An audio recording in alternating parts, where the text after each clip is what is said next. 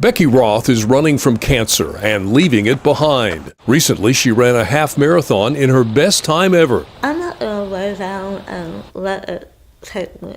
I'm going to fight with every cell in my body. 7 years ago, Becky's dentist noticed a spot on her tongue.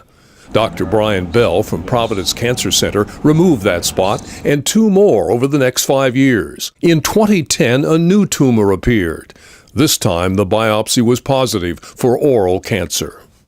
I was in the office in Boston when I first heard about it, and within 12 hours I was on the doorstep here. Becky's husband, Chris, and their 2 children were worried, but Dr. Bell was upbeat. I always felt like I was in good hands and that it was something that we would be able to conquer. We did what's a procedure that's called a composite resection, where we remove a portion of the floor of her mouth, a portion of her tongue, and a segment of her lower jaw.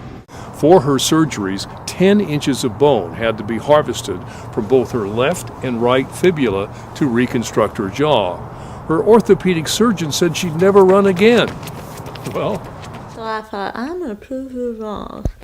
And that was much of my motivation. Told the cancer was gone, Becky went home to run. As you can see, she doesn't run alone. Those are just a few members of a huge community support group. It includes staff at Eddyville Elementary, where she helps teach autistic children. Everyone there is wearing a bracelet for Becky. The painful swelling in her mouth and jaw, though, didn't go away. In May of last year, cancer caught up with her again. The cancer came back, and it came back with a vengeance. This time, it scared her normally stoic teenage son. The second time through, he'll be upset with me for telling you this, but he cried. And for him to do that affected me very, very much. He doesn't cry. Last June, Becky underwent a series of 4 major operations. Along with the tumor, surgeons pulled most of her teeth. They rebuilt her jaw, holding it together with titanium plates. After the surgery, her husband observed that she was really beaten up. Seeing her like that, he feared the worst.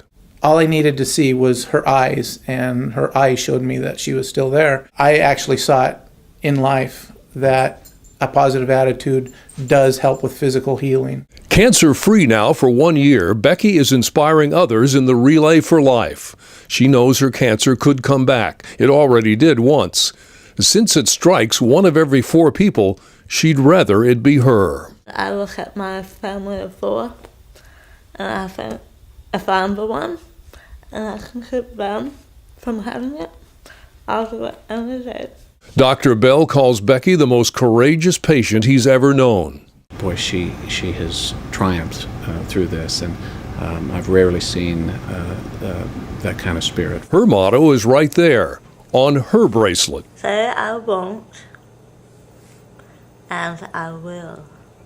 For Providence, I'm Mike Donahue.